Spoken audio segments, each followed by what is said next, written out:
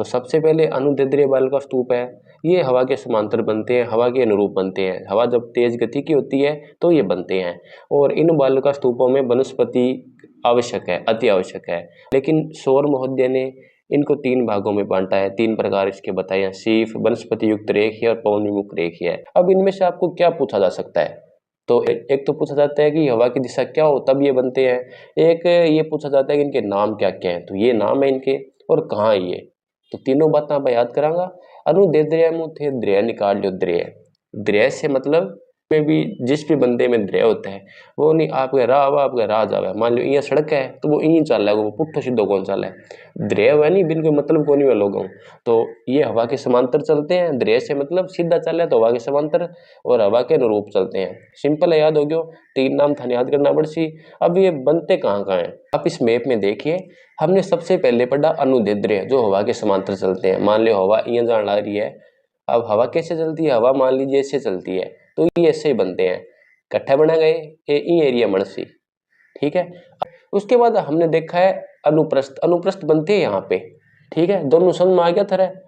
अनुप्रस्थ तो यहाँ पे बनते हैं इस बेल्ट में, और अनुदैर्ध्य कहाँ पे बनते हैं? अनुदैर्ध्य बनते हैं यहाँ पे इस बेल्ट में। ठीक है। उसके बाद बरखान हम पढ़ेंगे। बरखान के लिए अलग से आपको बताता हूँ मैं। बरखान के लिए बरखान बनते हैं यहाँ पे, इस एरिया में बरखान बनते हैं। तो आपको दिमाग में ये मैप 1-2 बार आप करोगे तो आपको दिमाग में सेट हो जाएगा।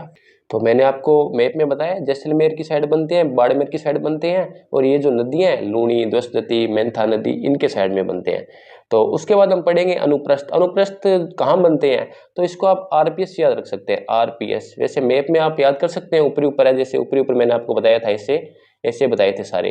तो आरपीएस से, आर से तो रावतसर, पी से पुंगल और एस से सूरतगढ़। इसमें आपसे पुंगल पूछा जाता है कि अनुप्रस्थ बालुका स्तूप कहाँ बनते हैं, तो पुंगल ऑप्शन आता है। ये समकोण पे बनते हैं। प्रस्थ का मतलब होता है अब कोई चीज का आगे पत्थर आ गया, किसी चीज के आगे पत्थर आ जाता है, हवा के आगे पत्थर आएगा तो वो कैसे चलेगी? ऐसे चलती चलती ऐसे हो जाएगी हवा। तो ये समकोण है। अब पूछा जाता है कि कौन से बालुका स्तूप हवा की समकोण पे बनते हैं, तो अनुप्रस्थ बनते हैं। प्रस्थ का मतलब पत्थर, हवा के समकोण। इनको आडे, चापाकार, लंबवत ये बोला जाता है। ये उत्तर पूर्वी भाग में बनते हैं, ज्यादा मंद गति इनमें होती है। अनुदैर्ध्य तो तेज गति होती है, इनमें मंद गति होती है। कैस कहाँ बनते हैं? आरपीएस मैंने आपको बता दिया। और बरखान अनुप्रस्थ का ही एक प्रकार है बरखान। बरखान अर्धचंद्राकार होते हैं। अब खान के ऊपर देखो तो इंगल गई ना मेरी, तो वो चांद ही है, अर्धचंद्राकार है, आधो चांद है, नवचंद्राकार। 20 सेंटीमीटर संवर्षा रेखा से पश्चिम में बनते हैं। हमने जो पिछली अभी देखा था मैप में, तो ऐसे तो हमने अनुदैर्ध्य देखे थे, ऐसे अनुप्रस्थ देखे थे, और ऐसे हमने बरखान देखे थे। तो यहाँ पे बरखान, ये बरखान का बेल्ट है, ये आप मान लीजिए। और सबसे ज्यादा विनाशकारी यही है, सबसे ज्यादा मरुस्थलीकरण इनसे होता है। इनका लोकेशन पूछी जाती है कहाँ पे है, तो बालेरी गांव आता है, ओंसिया गांव आता है, देशनोक आता है। देशनोक बीकानेर में है, ओंसिया जोधपुर में, और बालेरी चूरू में। ए बी डी से याद रख सकते हैं आप इनको, तो आरपीएस से ऊपर वालों को, और इसको ए बी डी से। सी नहीं करना आपको, ए बी डी करना है। और मध्यम वेग होता है, और जिस साइड से हवा चलती है, पवन मुखी जो ढाल होता है वो उत्तल होता है, इनका मंद होता है पवन मुखी ढाल, और पवन विमुखी ढाल है वो अवतल होता है, वो तीव्र होता है। और इनकी ऊंचाई है वो 10 से 20 मीटर होती है। इन दोनों सिरों के बीच में जो चौड़ाई होती है वो 100 से 200 मीटर होती है। और अंग बिचाड़ा हवा की घर्षण एक गड्ढो बन जाए, गड्ढा ने थली या ठांठ के वह, इसमें जल बनने के बाद सरोवर बनते हैं। तो ये आप याद रखना थोड़ी सी बातें। और नवीन बरखान है वो मेंथा नदी सिक्कन में बनते हैं। तो ये बातें आपको याद करनी पड़ेगी थोड़ी सी, बाकी मैंने आपको कुछ बातें याद करवा दी। अब उसके बाद है पैराबोलिक। इसका क्वेश्चन आता है कि इसकी ढाल के बारे में पूछा जाता है या हेयरपिन के बारे में पूछा जाता है। अब पै से परबलिक, पै से पिन, और पै से पुट्ठा। पुट्ठा से मतलब है उल्टे। अब बाकी जो बालुका स्तूप है ना, जैसे ऐसे हवा चल रही है तो इन बालुका स्तूपों का ढाल है वो हवा की साइड, जिस साइड से हवा आ रही है वहां पे उत्तल होगा, मंद ढाल होगा। लेकिन अंग में पुट्ठो काम है, उल्टा काम है।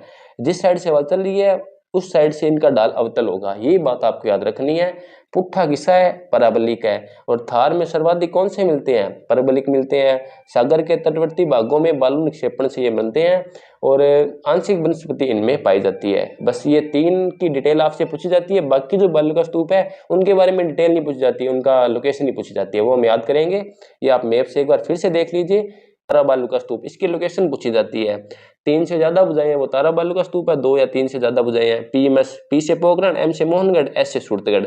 मोहनगढ़ और सूरतगढ़ आपसे पूछा जाता है ऑप्शन में।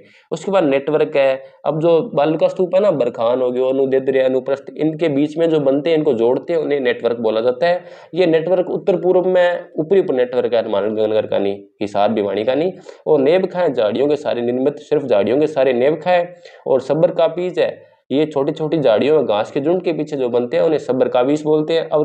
अवरोधी में आपसे एक ही क्वेश्चन पूछा जाता है कि जीवावशेष स्तूप कौन से हैं, तो अवरोधी है, पुष्कर, नागपाड़, बूढ़ा पुष्कर, बिचून पहाड़ी है, इनके साथ ये बनते हैं। वेलवेग स्तूप है, जो मोटी रेत है उससे इकट्ठा होकर बनते हैं। कुछ वेलवेक मिलके एक ट्रांस का निर्माण करते हैं, ट्रांस नाम का भी बालू का स्तूप होता है। और उसके बाद दरियन है, ये स्थानांतरित बालू का स्तूप है, हवा के साथ आगे बढ़ते हैं। लुनेट है, झीलों के किनारे बनते हैं, नवचंद्राकार है। और बरखानोइड है, अंडाकार है, 15 सेंटीमीटर के पश्चिम में बनते हैं, जो जैसलमेर, जोधपुर और बाड़मेर वहाँ पे बनते हैं। तो बाकी किसी और बिंदु के साथ हम अगली क्लास में मिलते हैं। ठीक है, थैंक यू।